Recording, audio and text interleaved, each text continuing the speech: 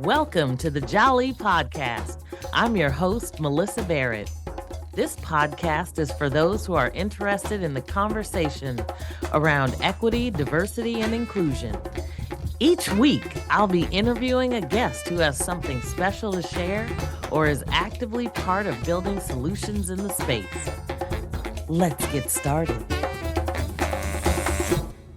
Take a journey with me this week as we learn about Kappa Alpha Psi.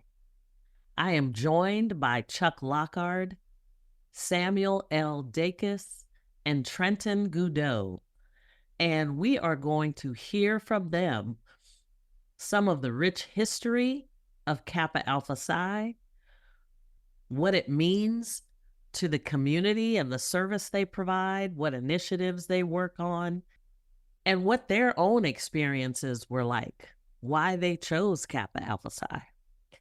It's a great conversation because we have multiple generations here. Chuck being the first to speak, you will hear him talk about his experience. And then we have two younger individuals who recently crossed and their perspective. So I think it'll be fun for you to listen to this episode and just learn about Kappa Alpha Psi. Remember, we had other interviews with some of the Divine Nine and other Black organizations, the NAACP, as well as the Prince Hall Masons.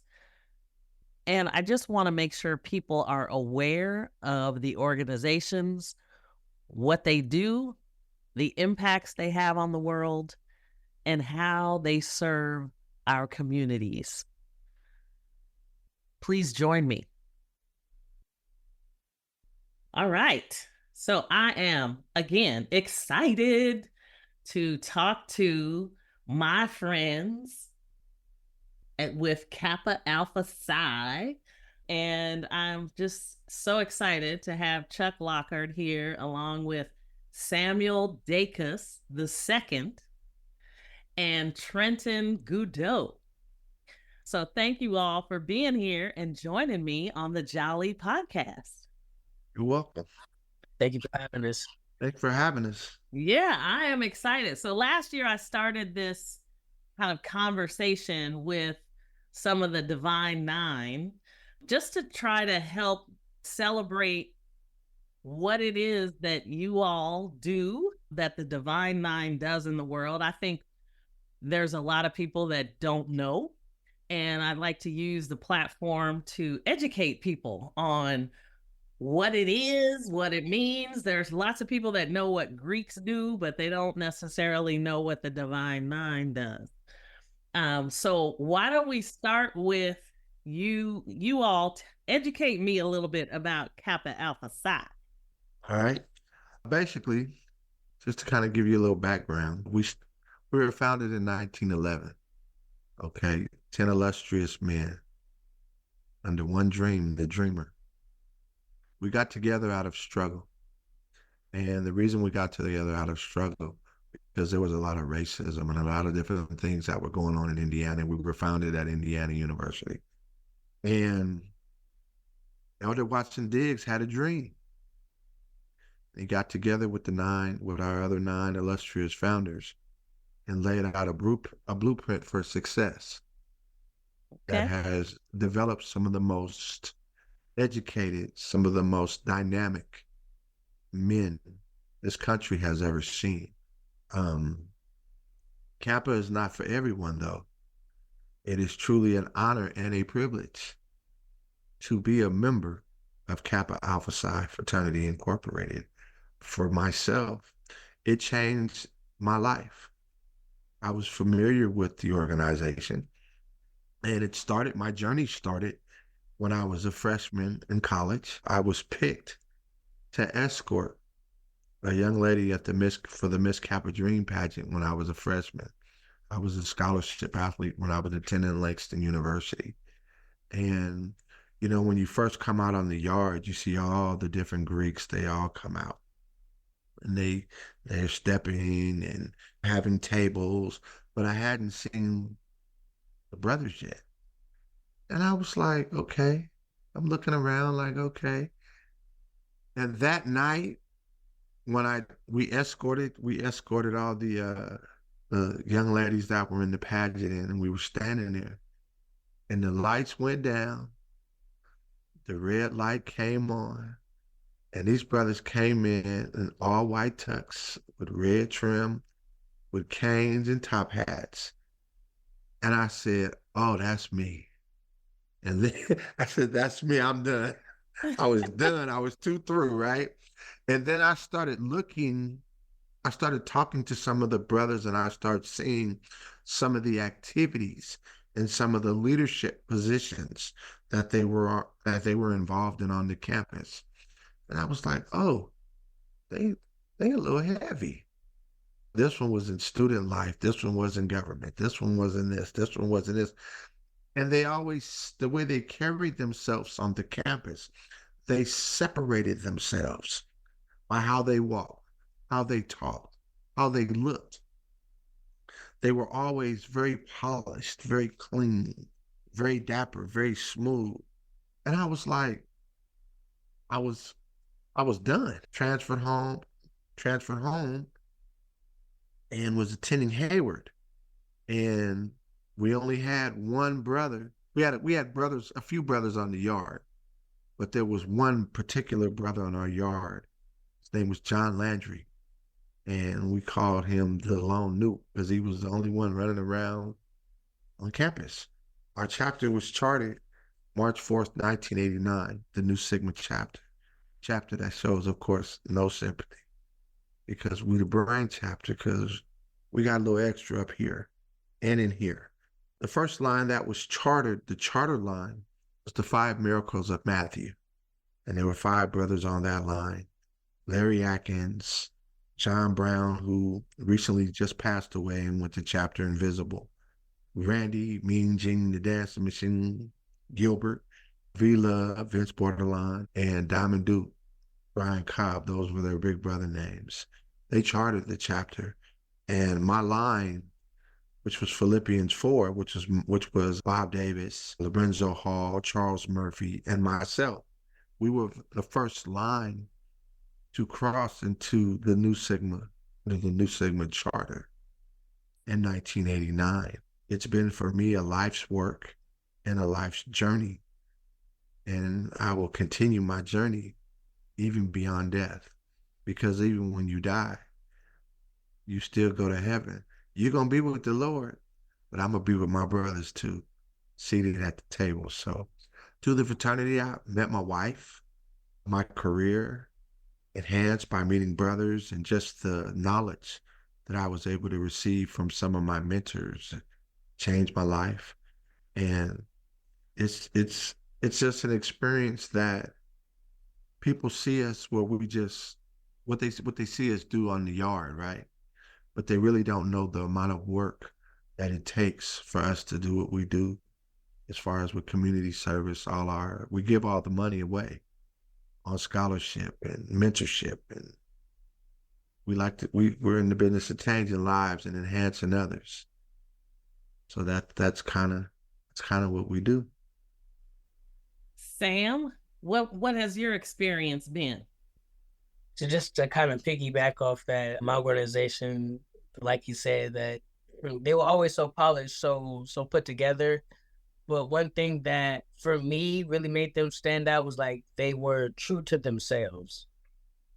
Every now and again, you can get around some groups and some other organizations, and it kind of seems like they will change depending on the people that they're around.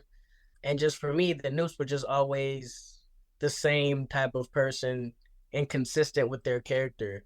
Yeah, they may be a little bit more animated when they're around their brothers, but their character never changed.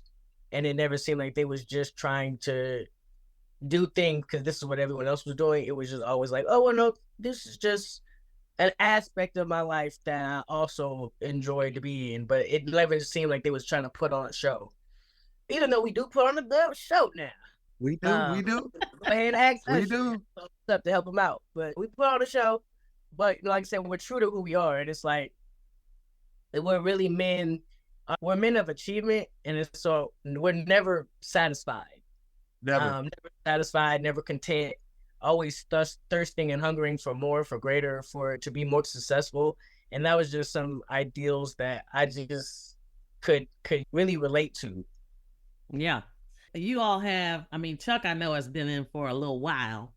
Just a little bit. So I was a spring 17 initiate to the Nu Sigma chapter Okay. at California State University, East Bay. Fantastic. And Trenton, what's life been for you? Why did you choose Kappa? So I was a spring 19 initiate. I joined my freshman year of college. My older brother is also my fraternity as well. He's also in my chapter, our chapter, the Nu Sigma chapter. But Oh. let's say really kind of would piggyback off what both of my brothers said. It was the dapperness of my fraternity that really drew my initially. Like I like to be cleanly dressed, keep myself clean cut as well. And I felt like that really drew my attention from the brothers of Kappa Alpha Psi. That's one of the main things I noticed. And also, like what Sam said, the character of the brothers. Everybody's very, very, very brotherly in this fraternity. We show a lot of human tolerance and understanding with each other. We take care of each other and we love each other. And it's very apparent from the outside looking in. And when I was young and being around brothers of Kappa Alpha Psi for quite a few years, even in high school, from just being around my brother, I was able to see that. And I was able to see other fraternities as well, such as all the other ones. And they weren't giving what Kappa was giving to me at that time. And yeah, so that's really what kind of led me to do so, at least to join this fraternity. And then as well, once I kind of got into the fraternity and got to meet older brothers and older brothers as well, it was seeing the achievement and the brothers. That's one of the main monikers of our fraternity is achievement, and to see those brothers withstand that and keep that instilled with their lifestyle. And it was amazing to me, so to speak, coming from the background I came from. I haven't really seen much of that out of a lot of black men. Okay. So it was amazing to me, to say the least. And that's pretty much what drew me to the fraternity. That's fantastic. So let's talk a little bit about some of the foundational principles. You all have talked about achievement, but I know there are others that guide the fraternity over the past century. What other types of foundational principles do you all focus on? One of the things that we do is, the main thing is, as my brother said, honorable achievement in every field of human endeavor. So that means every field in the science and the arts, in everything you do. We're never satisfied. We strive to be the best within ourselves, and we strive to be the best as far as uplifting each other. We like to inspire service in the public interest. That's definitely what we do, because we have to give back. W.E.B. Du Bois said, we are all in Divine Nine, the talented 10. As a pillar of our race, that is a great responsibility. And when you become a member of Kappa Alpha Psi, you are made aware of what your responsibility is, not just to yourself, but to your brothers, to your race, and to your community and your family. I live Kappa. Kappa is not something where I just have letters on my chest. I live it. I live my shield, and I live my creed. The way I deal with my family, the way I raise my children, the way I'll carry myself when I'm at work, when I was at work, the way I even treat my wife. You have to have a certain air and a certain character to be a member of Kappa Alpha Psi.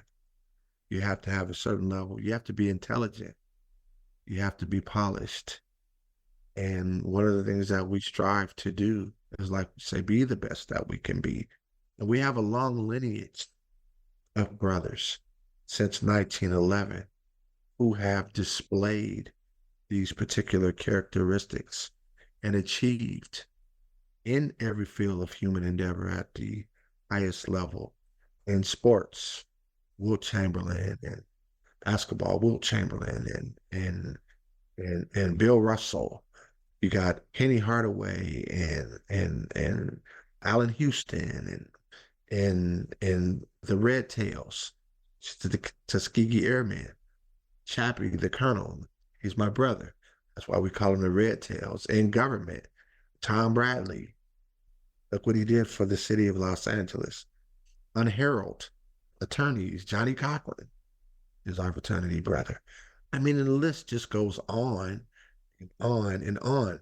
Not to mention, without a shadow of a doubt, Samuel Dacus II, Trenton Goudeaux, and Yeah. myself, Yeah. Charles Lockard. We carry that passion and we carry that leadership torch, not separately, but on one accord, because we're not individuals. We're one body, one mind, and one flow. And that's what makes us special. I can call any brother at any time my brother, as Trenton said, his brother. Well, my younger brother is also a member of Kappa Alpha Psi. He was made at New Chapter, Spring 96, as well as my other brother, Carlos, who was also Spring 96. So it's just something that we do. Almost like you hear him say the chest, Melyssa. It's just something in the air. Got to be debonair. It must be a Kappa in the atmosphere. Okay. I mean, and we've all held in our times when we were at Hayward. Like when I was at Hayward, I served on the President's Council, which was a very unique group of individuals. Everybody could not do that. And we helped develop policy and procedure, and we worked hand in hand directly with not just the administration, but with the president of the school. We had meetings, and of course we worked with the other Greeks as well. We had brothers that were president of the different clubs for business, and I believe it's NAVA. They were for NAVA and different, just anything we could get our hands on. We said we tried to get involved and we were going to lead. We gave scholarships as undergrads, where most undergrad or most young people, they're looking for the next party or the next fun to go to. We were working early days and long nights.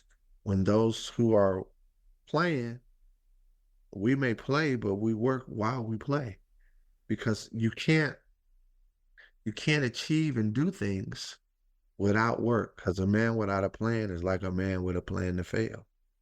So we're constantly planning, we're constantly working, we're constantly giving back, not just on campus, but in the community as well. And I can remember being on the campus and people asking us, they were like, you mean you guys are giving a scholarship? Yeah, we're gonna, through the first gospel concert, I'd raised thousands of dollars. So we were able to give several thousands of dollars worth of scholarships to students and go to different churches and give scholarships in the name of brothers that were at those particular churches at that time. And you're talking 19, 20, 22, 24. We were young, but as leaders, it was natural. This is what we do.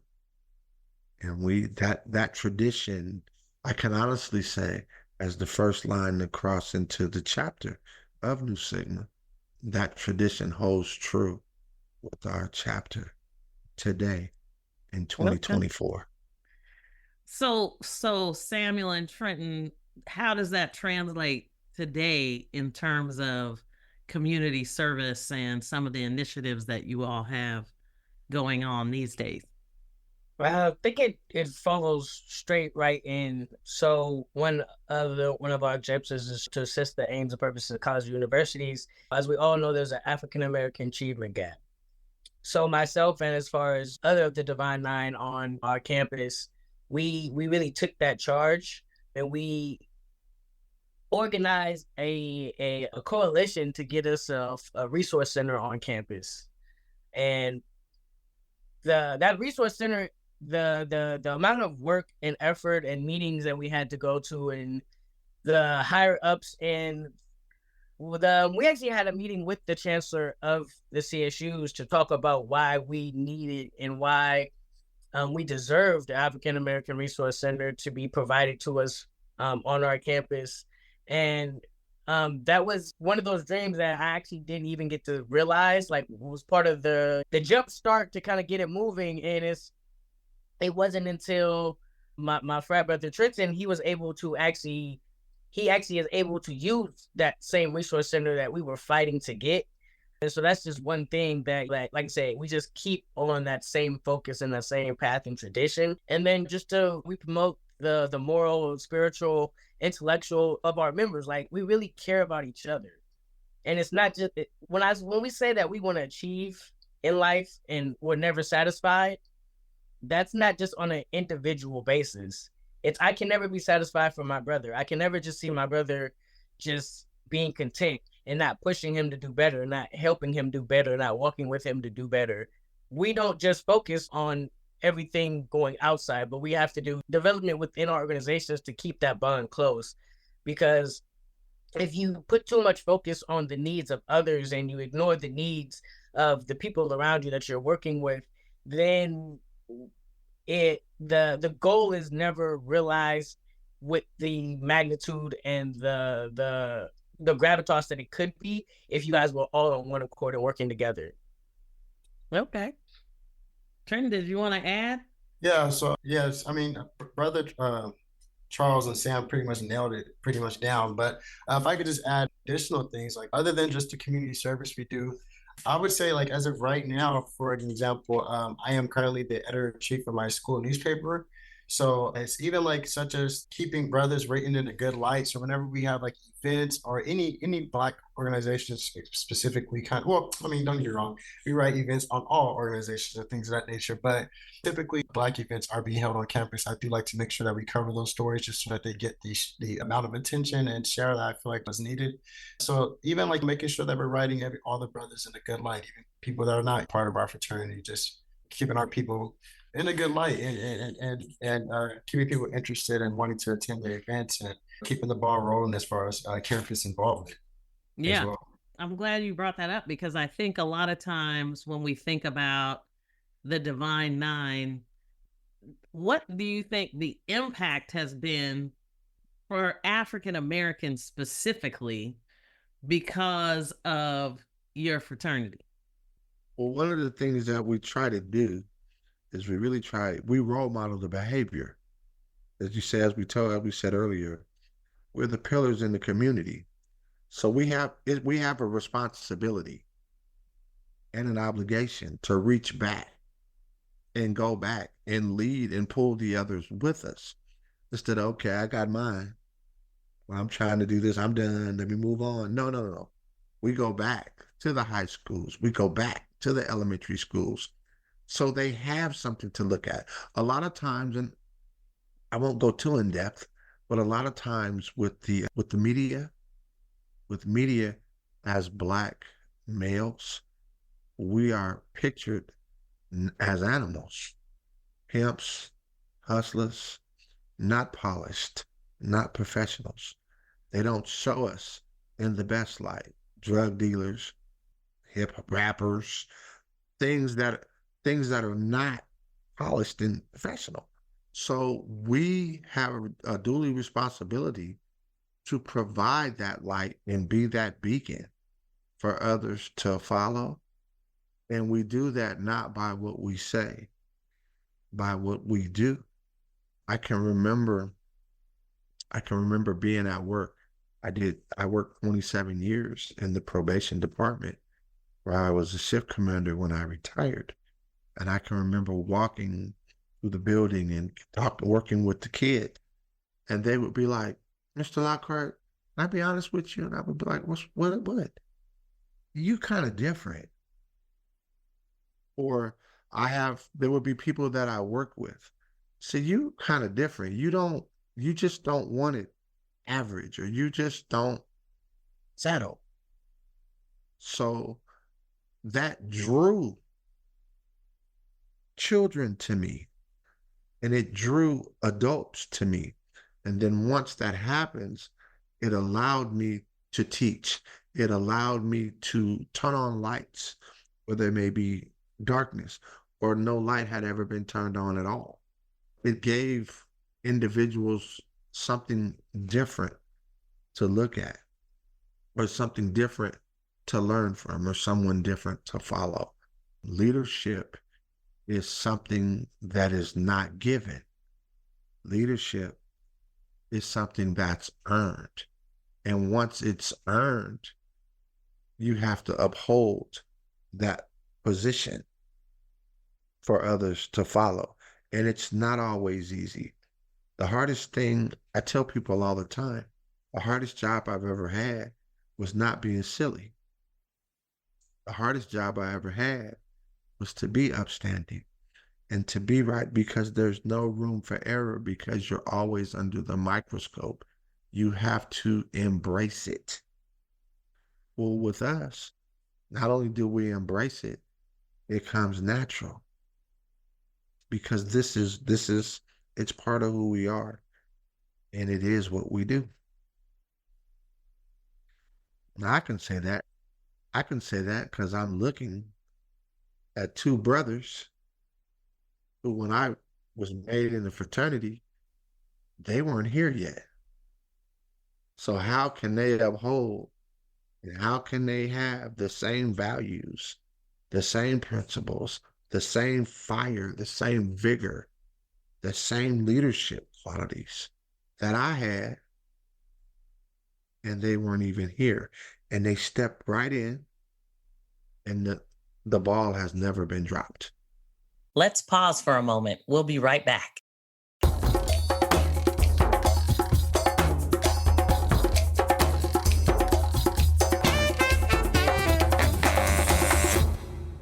One of the biggest things, and this is also one of the biggest reasons why I decided to join, is that it's our guide right program with our Kappa Leaguers.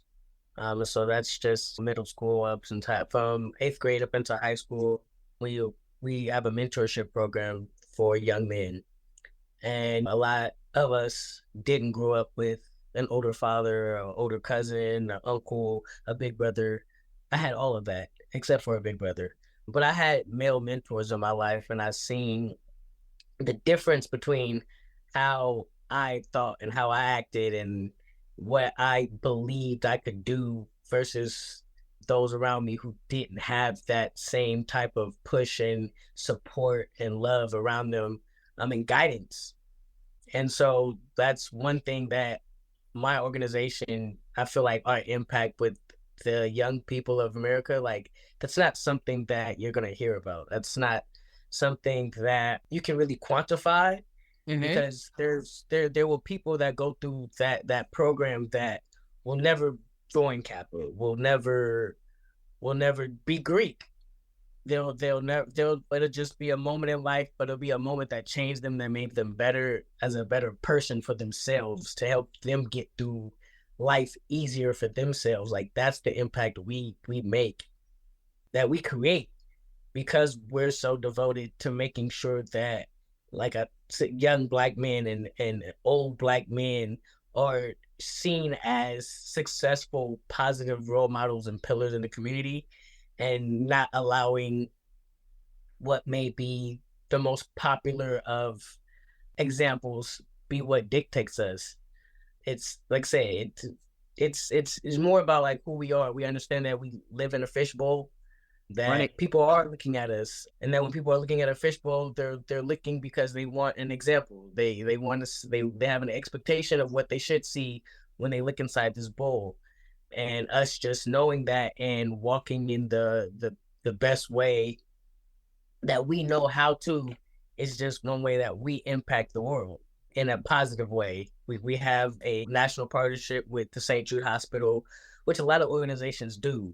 But just like any organization that I would say partnership with St. Jude, is you take away their contributions and how many kids are now suffering. So the impact we make may not be something that can be put on a billboard and I could win an award for it tomorrow, something you could write a paper about it and someone wants to read a whole book about how it happened. It may not be made into a movie, but the impact is something that is so large I can't personally quantify.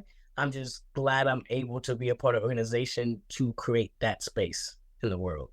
I love it. Anything you want to add, Trenton? Yeah, like Sam said, it's pretty much nearly impossible to quantify the impact But what I can say is that members of Kappa Alpha Psi were very substantial leaders, and and examples of that is like Sam said, Kappa League. Kappa League is a somewhat of a club that we put together of young men from middle school to high school, where we teach them to do things such as filling out a scholarship, filling out their FAFSA forms for financial aid, which a lot of kids like me are not aware of, or were not aware of at a certain age, or of things like that, of job applications, things of that nature. So very, very important, critical things that a lot of young men should know is what we kind of pretty much teach throughout Kappa League and things of that nature. And then also, like Sam mentioned, also St. Jude's. And even a more personal example, we have a brother in our chapter of the name John Norman, who has a nonprofit program called Raising Youth Resilience, which is based in Stockton, California, which is where I'm from. And I can attest to you right now, and it is very much so long of need of a program like this. And basically, Raising Youth Resilience is at every single high school and nearly every middle school in Stockton, California. And basically, it takes, I don't want to use the word trouble students, but any students that are just having any kind of issues with whether schooling or personal life, whatever the case may be, and pretty much instills resilience. That's kind of what the name comes from, Raising Youth Resilience, instilling the resilience into the youth. And like Sam said, you can't quite quantify the impact, but the impact is huge, and it's there nevertheless. I've seen it with my own eyes. I've seen my cousins, my actual blood cousins, they were part of this program as well. And although, they didn't go to school, but I seen how the program changed their life, and how they have pretty solid jobs for their age. They're working hard. They have an apartment together. They're doing pretty well for themselves for their age. But and to me, it seems like it's very apparent that program is pretty much what gave them that resilience to eventually live the lifestyle that they're living right now and pretty much change their life. And that's the kind of impact that members of Kappa Alpha Psi have on our communities.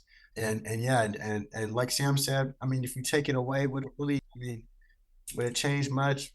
Probably not, but it's our due diligence, it's our duty to still stand up and give our efforts to give that impact nevertheless.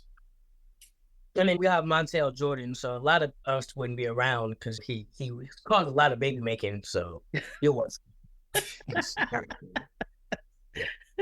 Oh man, now I'll tell you a story. When we were in Los Angeles, as we were doing a step show, real big LA step show in LA back in the day, long time, many moons ago. He actually was he stepped with us. We had won more competitions, step shows, and placed higher than any of the other Kappas in our region, in our province. Okay. And he actually stepped in our show with us. Many moons ago. Yes. Many moons ago. That's awesome. Well, and Trenton, I was asking them earlier. I said, how did y'all feel when you saw Usher up there with some Kappas at the Super Bowl? I thought it was pretty cool, honestly. He didn't really. I seen some brothers were a bit offended or things of that nature. I think it's cool that we get that attention or we get that notoriety. There's other Greek organizations. We're not the only one that strolls. Like the fact that he chose us, I thought was pretty cool. The brothers that were strolling, they were part of our fraternity, so it wasn't like they were disrespecting our frat in any kind of way. So I thought it was pretty cool to see. Yeah. When they kind of jumped out there on the stage with the classic white suit, the white cane, yeah, it was nice. I have to say, I was shocked. I was pleasantly shocked as well. We enhanced his show. We helped Usher. We gave it that little extra. Wow, you see, he kind of did extra. He kind of did a slight little shimmy in there. He snuck in a slight little shimmy. But it's all cool for Usher. He's done a lot of hard work, and I think just the fact that he kind of brought us onto that stage with him was pretty cool. Yeah, no doubt. Awesome. So tell me a little bit about you all's personal story.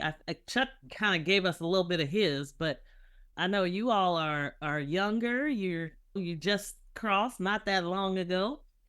What has life been like for you all, having just I don't know, Trenton, are you still in college or? I just finished my last semester in December. Okay, fantastic. So tell me a little bit about you all and your journeys to get here to where you are today, now that you're a Kappa. Okay, so I'm born in 2000. I'm a 2000 baby. I was actually born on Valentine's Day. My birthday just passed a couple of Oh, days happy ago. birthday.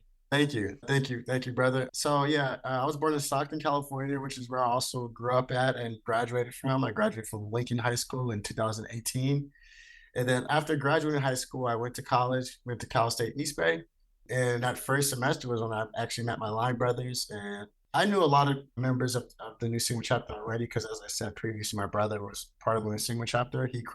He's Sam's line brother, so he crossed in spring 17 as well as Sam. Mm-hmm. So I was aware of their whole line and a few other pro fights, such as John Norman, which I spoke of with the nonprofit organization. So yeah. So again, I got to college, met my line brothers. We were in it. We actually had the same dorm together. We were living in the dorms together, and we joined our organization together our first year, which was a great experience. I love that I joined it at such an early age because I feel like I was able to soak in so much experience. And although it came with a lot of struggles and a lot of stress being in the organization for so long at such a young age, but I feel like it was very beneficial for me in the long run, no doubt. And so yeah, so eventually, yeah, I started off actually as a kinesiology major in college. I was a kinesiology major for 2 years. And then right before the pandemic hit, which was like literally the semester before we went on lockdown, I changed my major to media productions. So boom, changed my major. Then here comes the pandemic. So I'm literally in my second and third and part of my fourth year in the pandemic on lockdown. I had to move back to home to Stockton, California, which was a bit of a struggle. I never really noticed how much resilience I had in high school and how many distractions that were around me when I was in high school. Because when I got back to Stockton in college and at an older age, I'm almost 20, I'm 19, 20, 21 at this point. I have my own car. I have a job at this point. I'm working at T-Mobile. So I have my own money in my pocket, things of that nature. So I was able to kind of live and do what I wanted essentially. And being a student wasn't very advantageous for me at the time, but I was able to get through it, kind of brought out some of that resilience that was instilled in me and was able to get through it, get back on campus, finish up my degree. And then right before I finished, I was granted the opportunity to become the editor-in-chief of my newspaper. So I took that opportunity as well. So that's pretty much what I'm doing now. I'm just bridging Oh, the gap from working for my newspaper to kind of getting into my career in media production right now. So yeah, that's pretty much where I'm at right now as far as my life, really. fantastic. I love it. I Thank you. love to hear all that. Sam, how about you? All right, well, here we go. The honest truth. Me, so I have a bit of an issue. My issue is that my mom and my dad told me that I could be whatever I wanted to be in life. Yes. I mean, I believed them. So I thought I could be him, and I became that. And so my issue is I never wanted to be just another person. And so selfishly in high school, I was just like, all right, well, cool. I'm either gonna have to be an athlete or be Greek. Otherwise, I'm just another somebody else. And that, like I said, selfishly, just couldn't be me. Just couldn't be me. So going into college, I already had the mindset. All right, we go figure out this Greek thing because I have to maintain my popularity from high school. Like I said, that's what initially was. I didn't actually join my organization until 4 years later. So a lot of growth, a lot of changes, a lot of mindset, a lot of things happened. And the reason why I finally made the leap and made the decision to join my organization was because one, I had realized that a lot of things I had been doing in my life, I was doing for other people. Mm. I have 9 siblings. Oh, wow. I'm the oldest boy, and 7 of them are younger than me completely. So, Wow. needless to say, I always had a responsibility to be a positive example. So, like I said, I always wanted to be an example. And so a lot of things I did in my life was just to be that example. It wasn't necessarily because I wanted to do it. Right. It wasn't because I liked to do it. I didn't hate it. So it was like, I'll be the scapegoat and I'll go through it because this is what you're supposed to do. And then I just going through college, like, I was just like, everything that I wanted to be Greek for coming out of high school didn't matter. I wanted to be popular. I couldn't walk on campus without someone knowing who I was. Like, getting to class on time was a struggle because I was always getting stopped. Connections. Okay, well, I work with the housing department and work in student government, so I have people to write me letters of recommendation. I have connections. I don't really need it for that. Brotherhood. I have 9 siblings. I think I'm good on that. Maybe an older brother, like that was the only maybe driving force, like because I was the oldest, so I wanted someone else to kind of like look up to and could mentor me. But I had everything. Like coming like 4 years later, I haven't. Like, do I still want to do this? And the answer was yes. So that's when I knew, like, you're doing this for yourself, and this is something that you need to do. Yeah. And like I said, I fell in love with Kappa because of who they are, what they represent, of how they carry themselves, the work they put in. Just like it's just everything about it was just like that's me. That reflects who I am. I'm not joining this to become like them. I'm not joining this to be around people like them so people assume this is how I am. Like, this is a mirror of who I already am. It only makes sense. And also, do something for yourself. Yeah. That was the biggest thing really for me. Like I said, selfishly, I still wanted to be the man. But because I was the most photographed person in my yearbook, I have the yearbook, and I actually counted everybody's names with the multiple numbers, and I have the top. I'm not tied with nobody. It's me. Which is really just means I did too much of school and I didn't get no sleep. That's all that really means. I never slept. Oh my goodness. But that's really my journey. And then the love I felt from my chapter. My grandma actually died like while we was doing all the paperwork and the formal process of becoming a member. And it's cheap to join. And at that moment, with my grandma being out, like I no longer wanted to pay for it. So like I still wanted to be a Kappa, but I could use this money for something else. Like at this point, I'm in college, and so even though that's my grandmother, so I'm not really involved with the process of what's going on and the finances of it, but I'm my dad's oldest. Right. So you carry that responsibility. He's gonna naturally just vent to me because that's just my job. That's my position. I'm the person he vents to. And so it's like, I know these things. And so it's like, I could be using this for other things. I wanted to take a break from school. I want to go home. Like, my grandma was a big, big part of my life. Mm-hmm. And it was at that, it just seemed like she gave me her car right before she passed away. And I knew that's what she was doing. Because it was just the way she gave it to me. Then she passed away. Then like a week later, the engine dies. And I was just done. Oh, man. Over it. But my brothers, they weren't even my brothers yet. They were just the men who were potentials, aspirants with me. They just showed me so much compassion, love, understanding, and that and they didn't know me. Yeah. I was joining an organization to have this connection and to get it from people that don't know me yet before we even get to the point to where, quote unquote, we're family now. You know, you have to love your family. You don't have a choice type thing. Like, even before we get to this moment where it's just like, hey, bro, like, I don't know if I want to do this no more. They're just like, yeah, you do. and just reminding me of who I am and what I wanted and what my desires was. Just, my grandma wouldn't have wanted me to quit, and but being there and not allowing me to just go through that tough time on my own. It's something that it's invaluable because I wouldn't have went to no one else just because of my personality, of always having the responsibility to be the example.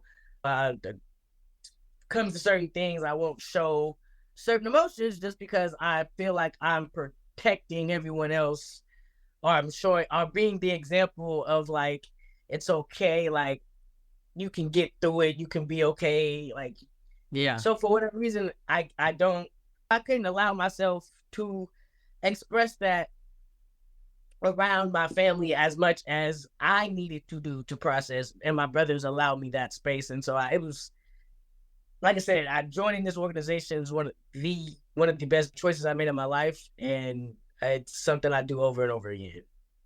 That's awesome. I mean, that sense of brotherhood, especially in the Black community, is often challenging. So it's wonderful to hear stories like that, because I think it just emphasizes how often you feel it when you have a fraternity like yours. So, I mean, that's awesome. Love to hear that.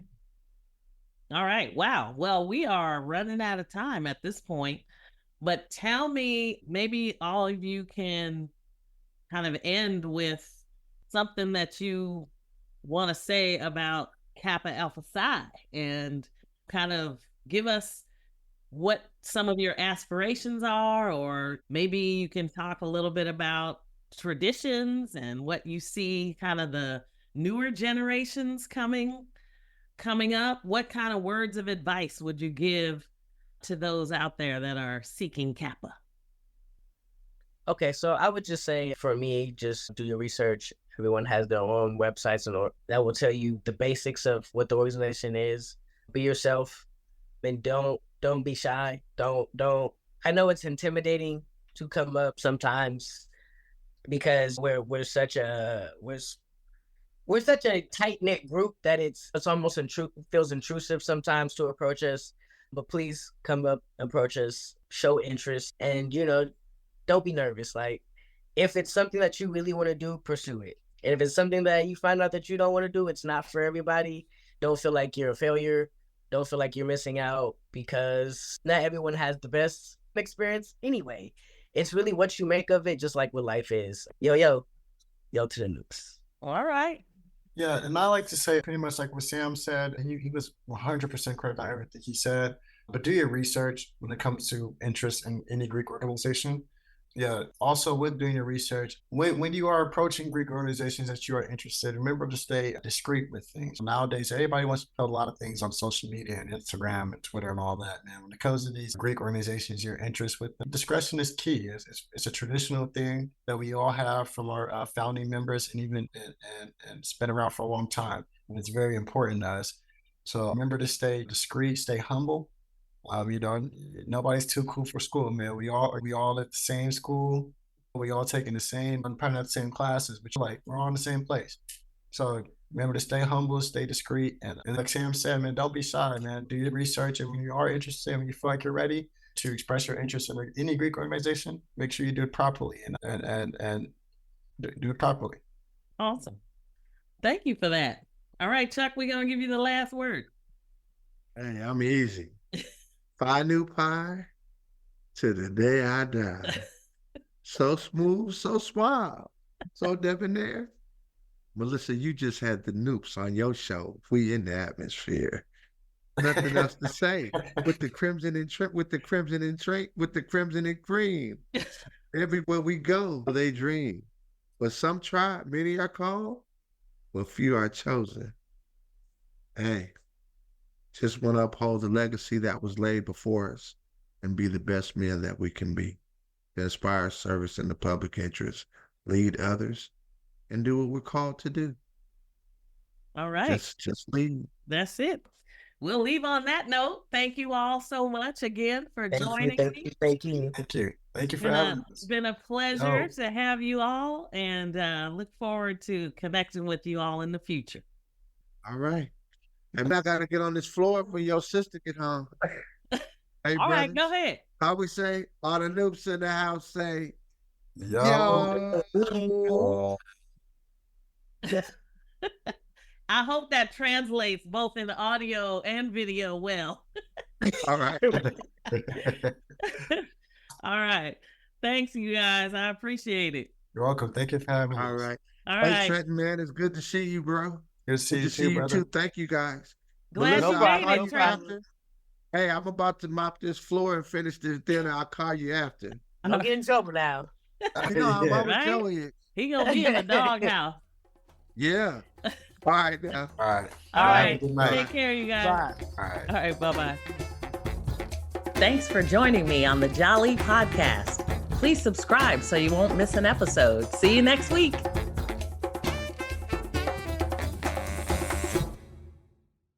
This podcast is a part of the C-Suite Radio Network. For more top business podcasts, visit c-suiteradio.com.